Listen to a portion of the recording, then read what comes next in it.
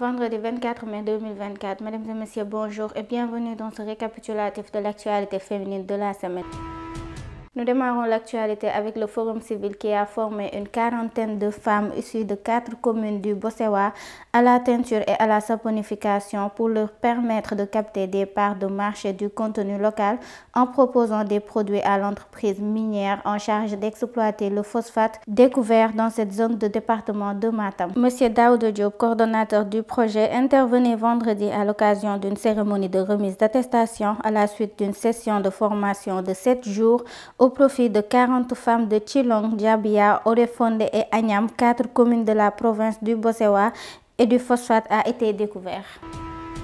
Le président de la République du Sénégal, Bassirou Diomaye Faye, a invité le gouvernement à préparer un projet de loi d'orientation destiné à l'autonomisation économique durable des femmes lors du Conseil des ministres de ce mercredi 22 mai 2024.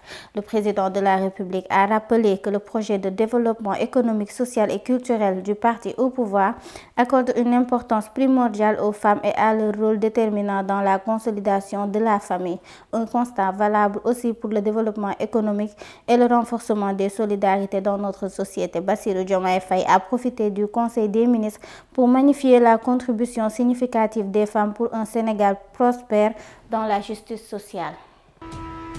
L'organisation Hommes pour les droits des femmes et des filles a été créée par des hommes pour soutenir les femmes dans leur quête d'émancipation et de liberté. Lundi dernier, elle a organisé un atelier de sensibilisation visant à promouvoir l'engagement masculin dans la lutte pour les droits des femmes et des filles.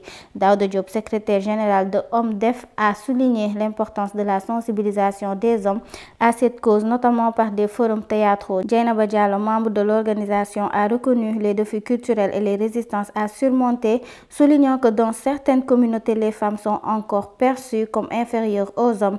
En outre, HOMDEF défend également les droits des enfants talibés, souvent exploités par leurs marabouts.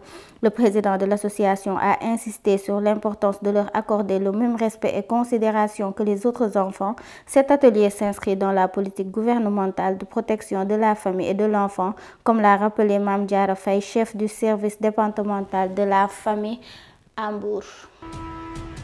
Actualité internationale, l'astronaute française Sophie Adeno sera la première de la promotion 2022 des astronautes européens à s'envoler vers la station internationale au printemps 2026, a annoncé mercredi l'agence spatiale européenne. Sophie Adeno, une pilote d'hélicoptère, deviendra ainsi la deuxième astronaute française de l'histoire à partir en orbite 30 ans après Claudie Agnéré. En Guinée, le centre d'autonomisation et d'entrepreneuriat des femmes et filles de Kaloum a été inauguré ce mercredi 22 mai 2024. Cette rénovation s'inscrit dans la dynamique de la promotion des femmes par le biais de l'apprentissage au métier. Cette journée a été marquée par la remise d'attestation de fin de formation aux sortantes des centres d'autonomisation et d'entrepreneuriat des femmes et filles de Cameroun et de Matoto à la Blue Zone de Dixine.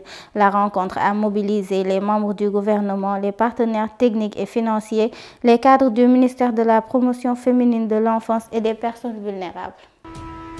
C'est la fin de cette édition. Merci d'avoir suivi et bonne suite de programme sur la Woman First TV.